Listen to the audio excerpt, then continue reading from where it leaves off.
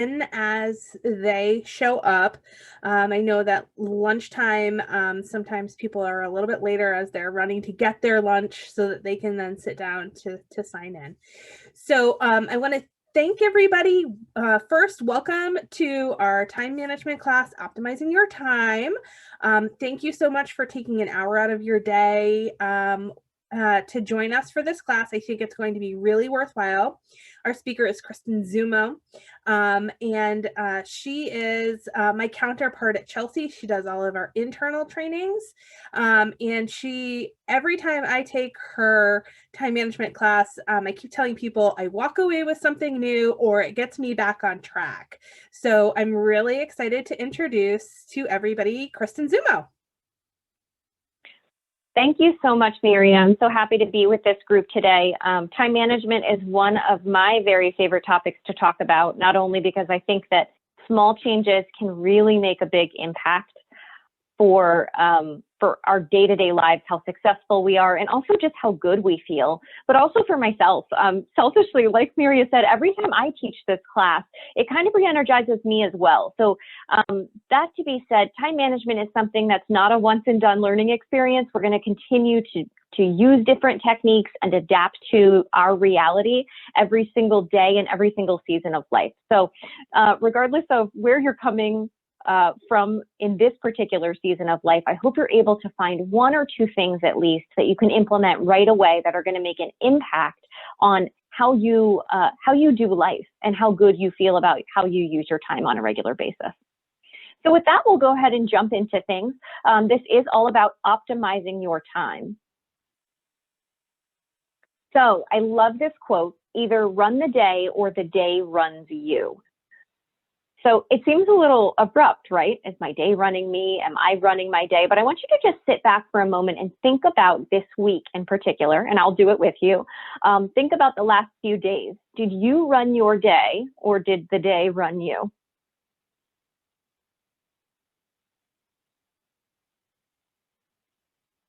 I will admit it's been a mixed bag for me. I think that there have been days that at the end of the day, I felt good. I maybe not accomplished everything on my list, but I accomplished something. I felt successful. There were other days that I felt like the list really got on top of me. I got to the end of the day and I said I had a lot of activity, but I wasn't as productive. I didn't have as much productivity as I wish I had. So I really want you to think about it in that much of a dichotomy. You're going to fall on one side or the other of this fence. Is the day running you or are you running your day? So I think that encourages us to really take control and not just wait to see what comes down the pike for us or what's going to happen in our day, but to try to control as much of what we can as possible. Now, I want to ask everybody a quick question. It might seem a little silly, but if you can use the chat to respond, I'd appreciate it. How many hours do you have in the day? How many hours are in your day?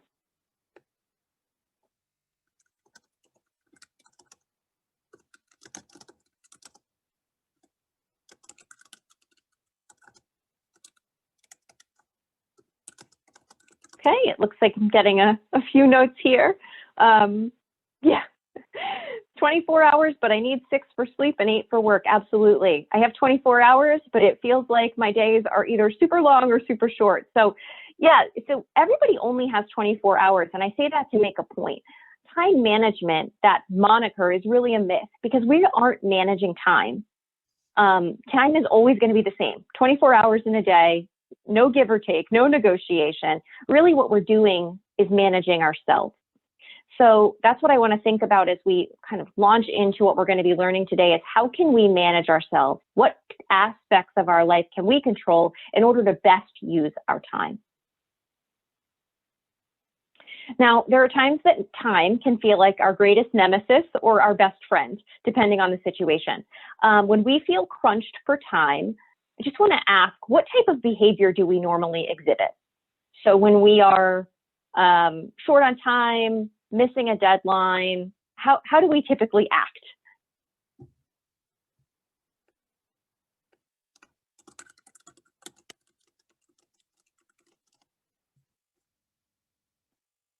Okay, stressed, rushed, frustrated, short-tempered, maybe disorganized. Doesn't matter how prepared you are, but when you're short on time, you tend to get a little flustered. I know for me, something I just had in my hand, all of a sudden I can't find. When we are short on time and when we've kind of lost that extra in our day, we tend to get the worst of us comes out. Those behaviors that we like to minimize suddenly take over in a particular situation. And the reason that happens is because we have lost our margin. When we're short on time, we have lost our margin. And what we know about margin, when I think about the word margin, it's really the edge or the border of something. And I remember the first time I was introduced to this word, it's when you're, doing handwriting in school, in elementary school, and they say, don't write in the margin. You have to keep all your writing in the center of the paper. Don't write on those edges.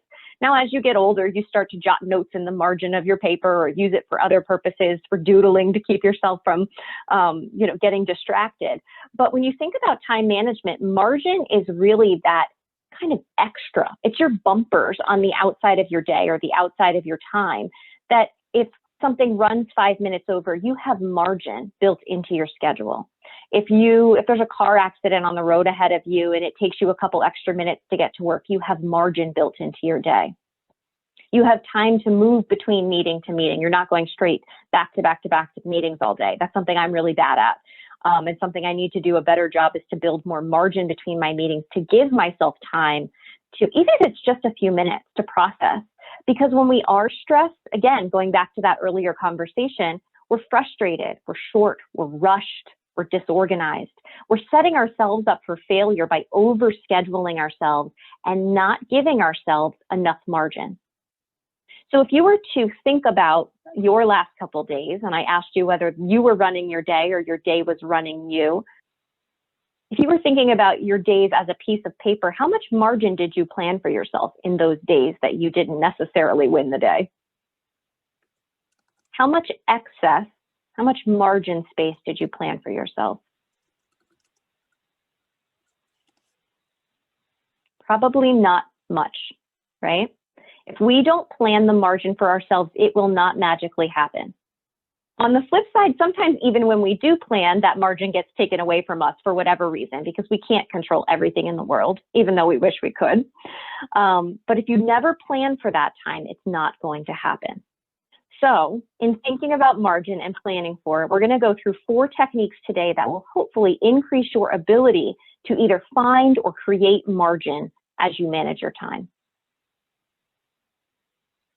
So 4 techniques here. To-do lists we'll talk about. The second one is about prioritization. The third technique is about touching something one time. And the third is about addressing procrastination. I'm sure none of us are procrastinators, right? We're all so good at just getting on top of those things we need to take care of. So the first technique is all about the to-do list. So this is tried and true. Keep one to-do list. Mary and I were just talking before the class about how sometimes when we get busy or rushed, we end up keeping this pile of little scraps of paper or Post-it notes that either land at the bottom of our purse or, in the corner of our desk, or heaven forbid in the garbage can by accident.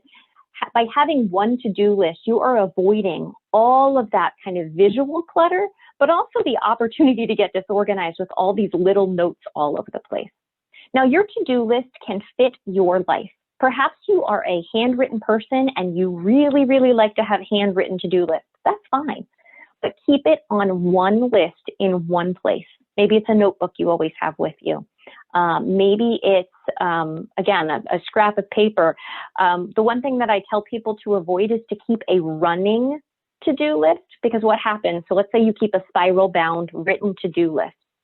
And you've done 9 out of the 10 things on one of your page, but your page gets filled up. So of course you flip the page and you start making your list on the next page. But that one little guy on your last page that didn't get taken care of is still hanging out there. But you're not focused on that. You're focused on this next page. So you're constantly flipping back and forth or consolidating to-do list items. So it can actually be really dangerous to have kind of a running to-do list, because sometimes those items that are high priority but haven't been accomplished yet get deprioritized for you just because they're not visually right in front of you. So if you do a paper to-do list, what I suggest is maybe once a day, once a week, depending on what you have going on, is to consolidate that list. Maybe even the act of rewriting it will help you get motivated. Some people really like that opportunity to rewrite and to review their to-do list. I've found great success with an electronic to-do list. I keep just a note. It's literally a Word document that stays on my computer. It's accessible to me on all my devices. And that's the only place that I keep a to-do list. If I happen to jot something down, if I don't have access to my computer at that moment, within a few hours, but definitely by the end of the day, I'm always updating that electronic to-do list. And I make sure it's accessible, again, on any of my devices. One app that I found that really works well is something called Todoist. It's a great free app that allows you to manage your to-do list items. It has this great feature where you get to check things off when you get done, which I know I love. Some of my greatest joy in life is striking through some of those items on my to-do list. Sometimes I even write things down after I do them just to check them off, which is great. It helps you use different priority levels for those things. And then if you're working with a team, you can also upgrade your Todoist app to delegate tasks to other people that have the app as well. So that might be something to consider. So now you have your one to-do list. And the thing that's really important about this is to kind of segregate your to-do list. And the way that I recommend is that A tasks are things that need to be completed immediately. If I don't get these A items done today, I will not have been successful. Things that have to get done. Your B tasks are things that really should be complete this week. They're top of mind. If you can get them done today, great, but they really should get done within the next few days. Ultimately, if things aren't getting done this week, your B list items will become your A list items. So they're constantly rolling. And then your C list are things that you want to complete this month or this quarter. If it's a personal thing, it might be to call and make an appointment. Or if it is something related to work, it might be that you need to take a review of your progress on certain metrics or certain goals that you've set. You're not going to do that every single day, but you want to do it somewhat regularly. And that C list is just going to be a kind of a prompting reminder for you. So again, one list, try to break it down based on how high priority or how soon the items need to be done. Now, to take your to-do list to the next level, and I love this little pro trick, is to create a waiting list. So on my own to-do list, I actually have it in two columns. On the left-hand side is my A, B, and C list that's constantly kind of evolving and updating. And on the right side of my paper, on the second column, is my waiting list. And what that is that things that I'm waiting on a response or I'm waiting on someone else, it could be I'm waiting on a certain date in order to complete. So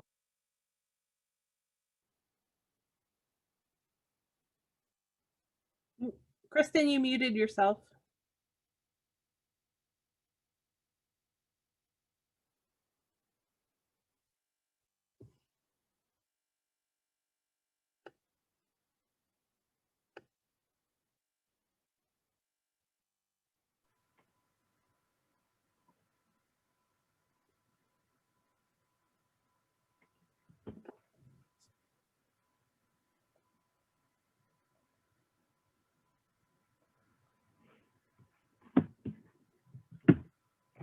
I think you're back.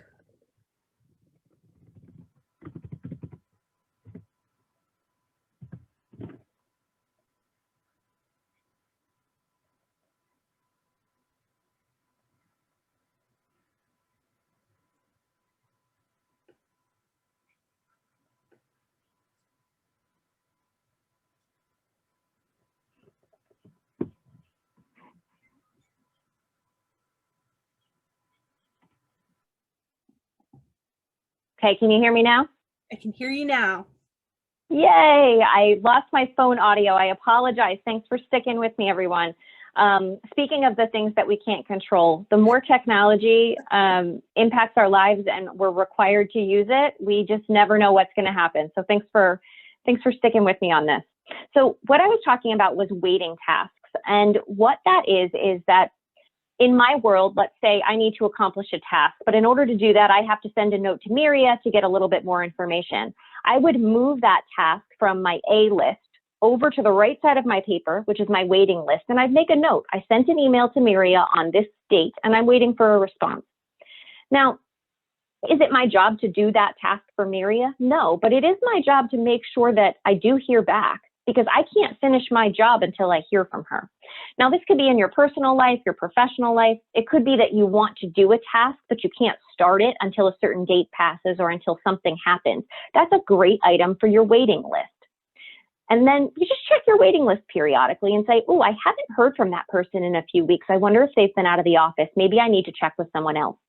Or you see a few things on your waiting list that are all from the same person. And you can give them a quick call and say, I have a couple items to check in with you on.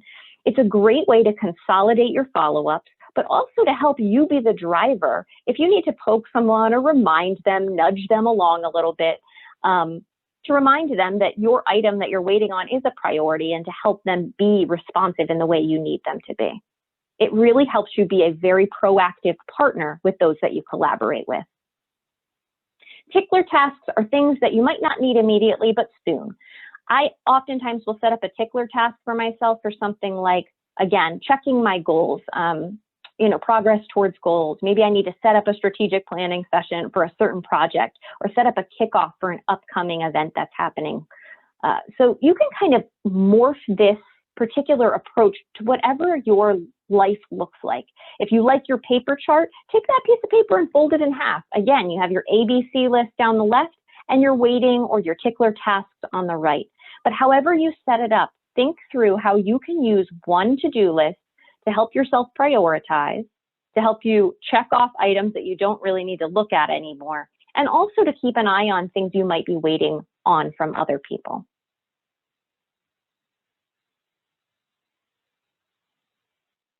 Next, we're going to talk a little bit about prioritization. It is so hard in a day to know what should rise to the top and what shouldn't. I know for me, and I was just saying this earlier, I can spend a lot of time in my day that's filled with activity. I can fill my day with activities very easily. Checking emails, responding to phone calls, moving papers around, moving things from here to there. I can even, be very active, but productivity means that we're moving towards a goal. So it's activity that is focused in a certain direction. It's supporting your strategic objectives.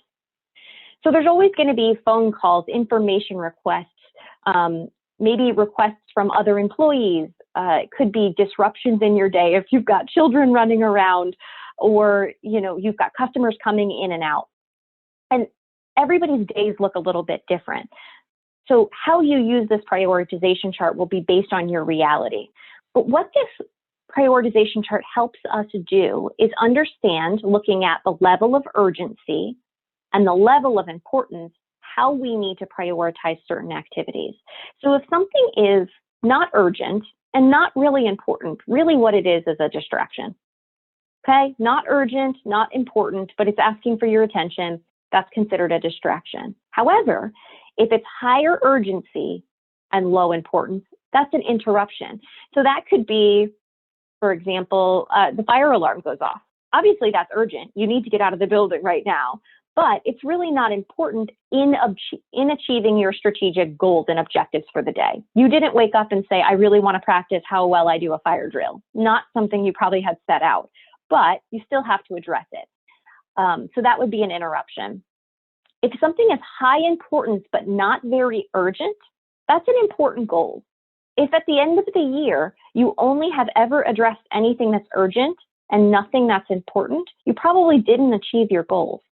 At some point, something that's not on fire needs to get your attention, and those are the important things. And then you've got that upper right quadrant, and those are things that are both urgent and important. Those are the things that should get most of your attention. Unfortunately, professionals, when queried in several different areas, asked how they were spending their time, and that researchers really took a look at what they were spending their time on. Most of us were spending our time in the lower two quadrants with distractions and interruptions. Now, I think all of us would agree that in order for us to be doing a good job with our job and our life, we probably should be focused on those upper two quadrants, important goals and critical activities. But if 75% of us are responding only to those bottom two quadrants, we're not spending a lot of time on the strategic things we need to. And there's a couple reasons why this disconnect is happening. And the first is that it's really easy to respond to the squeaky wheel, right? The thing that's on fire, the thing that's in your face, or maybe just the thing that's kind of annoying you. It's kind of right in your purview. It's distracting you. There's not any planning that's needed. We get to tie on our superhero capes and we get to jump into the fire. And for those of us that are problem solvers, we like that. We have to do very little besides just respond. It requires a lot of discipline and constant attention to stay above the fray. And that discipline and extra attention is not something we have in spades right now, really ever, but especially now during this particularly challenging pandemic time.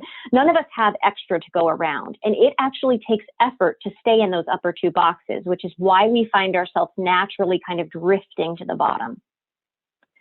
And in order to really stay in those upper two boxes, we have to understand what's important and what's critical, both ourselves and our teams, to stay up there. And that means prioritizing ourselves over other people sometimes. And that's really hard for us. It's very hard for us as people. And it's also very hard for us, especially if we're in a team leader situation. But I always go back to that airplane speech where they say, put your own mask on before you help others with their masks. And there's a certain time and place when you're prioritizing that you have to prioritize your top two boxes, maybe over somebody else's need that falls in the lower two boxes. Doesn't mean you never get to them. It just means you deal with them in their own time and place. And if this area is a struggle for you, I'd actually suggest keeping something called an interruption log. Now, you don't need to keep it forever. Maybe you keep it for a day or a week, depending on what your life looks like. And you just make note. What are the things that are interrupting you from getting the important things done? Is it that a certain team member is asking you questions, maybe the same question over and over again? Maybe it's that your environment, maybe your dog is barking, your kids are yelling. Perhaps your phone is ringing all the time and distracting you from doing the things that you need to do. So make a list of the things that you find yourself being interrupted by. Make a note of who the interrupter is or what the interruption is and how long you tend to be, taken away from the thing you're trying to work on. And what you'll see, no matter how long you do this, you'll start to see trends emerge. You'll see trends in the interrupter or the interruption, how long it is that you are offline. So maybe the interruption is very quick, but you have a hard time getting yourself back into the groove of things. But this log will show you trends that help you address how you can be a better prioritizer, and then ultimately help those around you or set yourself up in an environment where prioritization happens a bit more easily. Prioritization isn't natural, but if you prioritize everything, then nothing is really a priority. And that's kind of the ugly truth behind it. So once again, use this prioritization chart to help try to stay in those upper two quadrants. And then if you find that this is a really challenging area for you, that interruption log can give you a lot of perspective and truth on your particular challenges and reality and help you start to overcome them. Okay, we're going to move on to our third principle now, and this is all about touching it once, the TIO principle. You may have also heard this as the Ohio principle, OHIO, only hold it once. So either way, it's the same concept, is all about anytime you're touching something, an email, a piece of paper, a project, a question, you are only interacting with that once or as minimal as possible. Sometimes you have to touch something twice or three times, but the goal is to really reduce your touch time so that you're not just, in essence, picking up a piece of paper and moving it to the other side of the desk over and over and over again. I'll give you some perspective on this. Sit back and think about an email that's been lingering in your inbox for more than a week. How many times do you think you've browsed past it, maybe opened up and read it, or even started a response but didn't finish it? Right? It happens. I know that especially certain challenging emails or ones I'm not sure what to do with, they tend to linger there and then they stack up and then it's a distraction. So this method will help you kind of move towards only touching it once. And in this way, I'm describing this in a sense of an email, but you can use this with any question that might pop up. The first thing is ignore or delete it. If you have a lot of email coming in,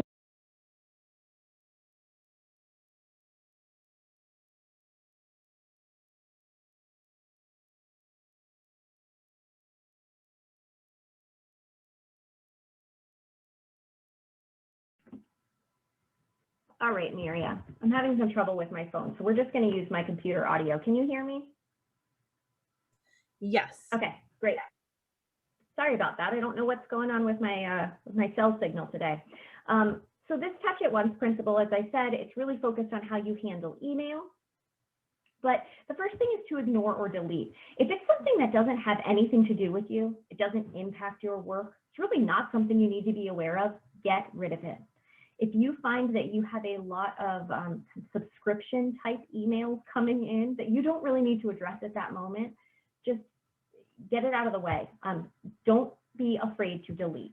A lot of people use their inbox as basically as their archive. They never delete anything. They kind of keep this running list of 3,000 emails, and they say, well, I just did because I can search and everything is there.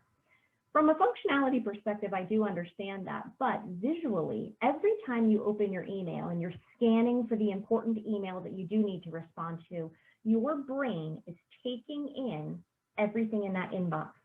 It's scanning the emails, it's processing the details, it's slotting them into different compartments, because that's the way our brains work. And so when your inbox is flooded, or you don't do a lot of, organization of your inbox, you're overwhelming your brain every time you open your email. And we've all talked already about how extra little time we have, how extra little focus we have right now. So the more we can do to help ourselves, the better we are. So that's one thing you can do. Clean out that inbox, ignore or delete information that you do not need. The second thing is to respond. So maybe it's a quick question that someone needs an answer to. Just respond quickly back to them and then get rid of that email. If you can do a response in under 3 minutes, get it done and move on. Don't let it sit there and come back to it at another time. Most of us can find 3 minutes, a quick 3 minutes to respond to something immediately.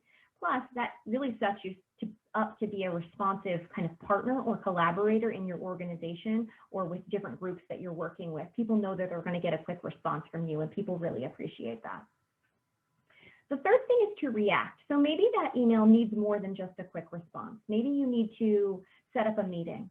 Maybe you need to check and get some additional information before you respond back. That's okay, but take that immediate action to react. If you need to set up a meeting, go ahead and set it up and then move that email into a folder. Don't let it sit there and wait to have a meeting set up. You can prepare for the meeting between now and the time of the meeting, but go ahead and just get that on the calendar. Your other reaction might be that you need to add something to your to-do list. Fantastic. So you then add that item to your to-do list and move the email itself into a folder. Again, out of your inbox. You're not going to forget about it because it's on your to-do list, but it's not going to be lingering around in your inbox, waiting to be touched 15 times and wasting time. And then the last thing is just move on. It is hard sometimes, I think, in our culture to kind of close things up and move on. We tend to have a lot of boxes open because we want to be able to grab information quickly. And that's where, folders really come in handy. You can always go into those folders, those email folders, and grab the information you need. But it's not going to be sitting in your inbox, overwhelming your brain every time you log in. Now, once you master this technique, the amount of email you get in general will go down, the amount of clutter will go down, but what you may need to do is a little bit of a jump start or almost a spring cleaning. Set aside a couple hours one day and just tackle your inbox, really kind of clean it out, go for broke, really get rid of as much as you can, create some folders with the goal of everything that comes in, you're only touching it once. You're not scrolling past it, you're not skimming it, you're not asking your brain to process it more than one time. And then we'll move on to our fourth technique here, which is all about tackling procrastination. We all procrastinate. I made a joke earlier that I'm sure this group doesn't, but we all do it at different times for different reasons. And the most important thing about procrastination is to identify the why. That concept of I'll get to it later has led to the downfall of so many good professionals. We all do it, but after too many laters, the work piles up. The task seems insurmountable. You cannot tackle it because you don't know where to start. It's tempting, but it can also be a little deadly.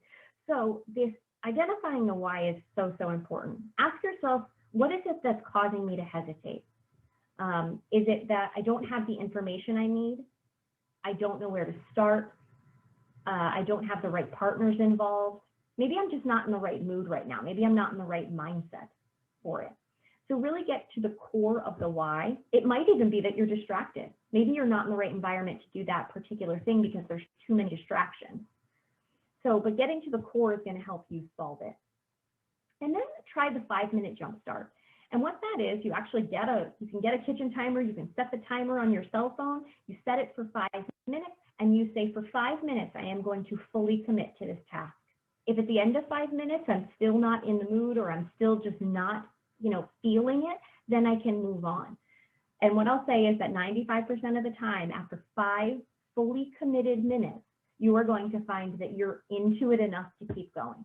So sometimes just forcing yourself to get started can really be helpful. This is really true of people that are perfectionists. It is very hard to start perfectly. You don't know where to start. You don't know how to back into something, so you just never get started. Sometimes you just need to make progress over perfection, though, and that 5-minute jump start will force you into that action. And then the thing is about trusting your to-do list. I know sometimes, especially for people who are decision makers or leaders in an organization, you almost get decision fatigue. You get tired of setting strategy, making decisions, weighing things out, assessing risk. It can be really exhausting on a lot of levels. The great thing about setting up a to-do list structure like we talked about is that it's making the decisions for you. When something is on your A list and has to get done today, the decision is there. It has to get done today. And that's going to push you through this procrastination cycle you might be in because it's there and it's telling you it must be done, because the system you set up is guiding you along the way. There's a little bit of relief in that. I do have a couple of special considerations here.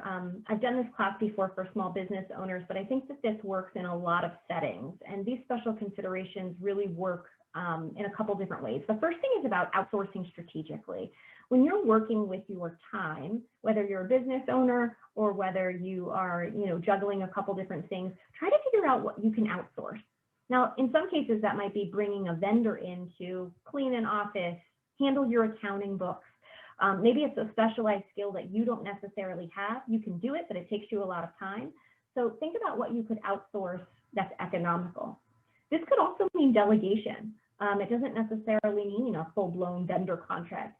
Say, what could someone on my team be doing as opposed to me? What could I outsource the work? In a personal setting, it could be what chore could be outsourced? What talent could you tap into in your home life? What could one of your kids take on? What could your partner take on potentially?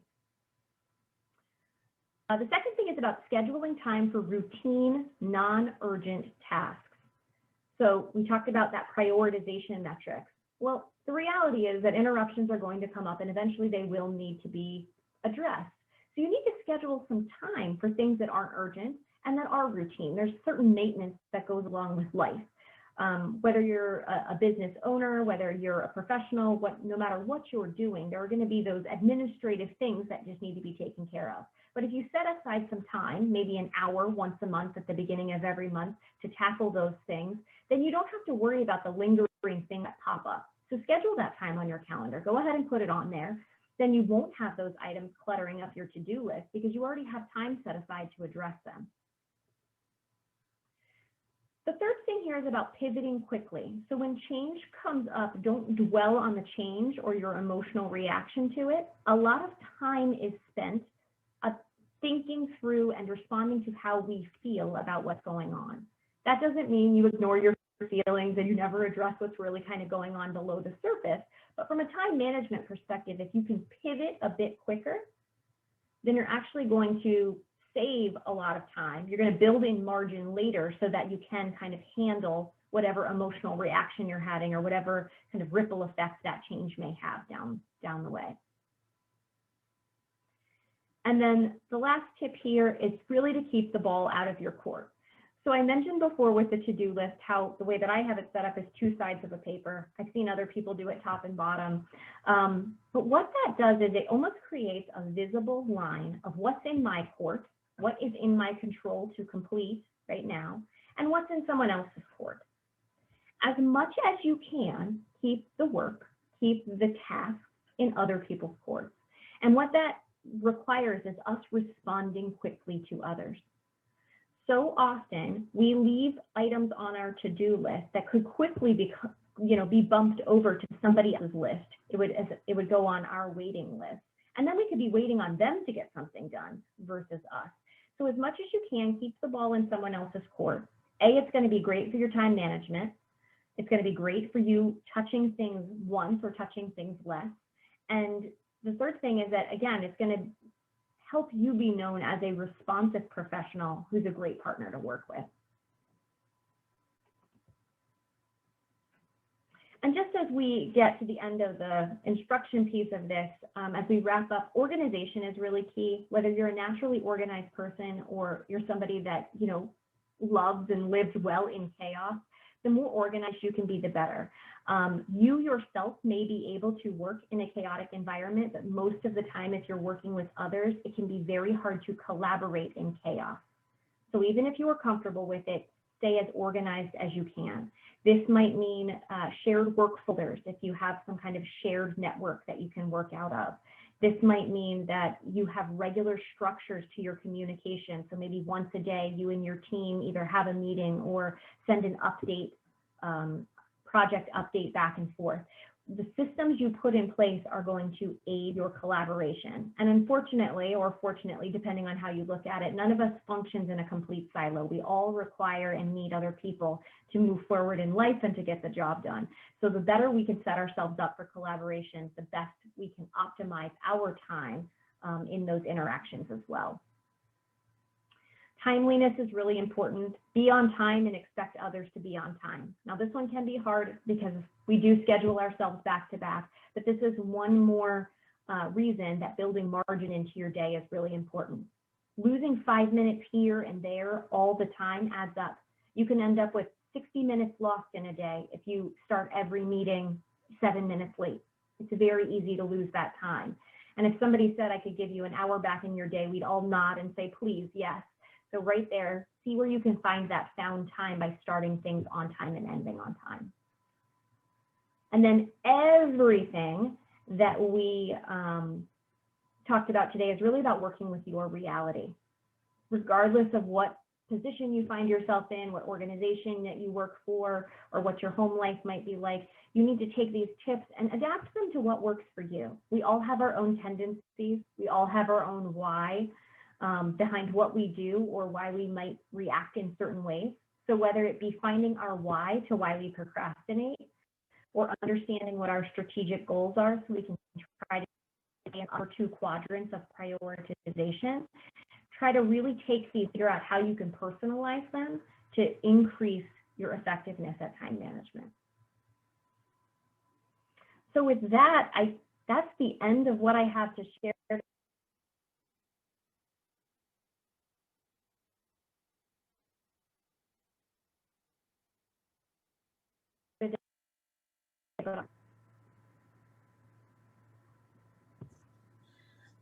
Well, thank you, Kristen. So, if anybody has any questions, I'm sure, Kristen would be more than happy to address those.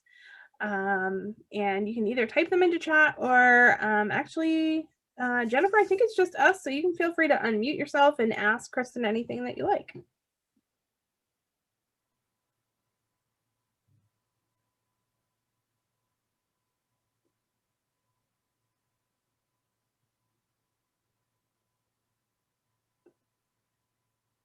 Well, if we don't have any questions,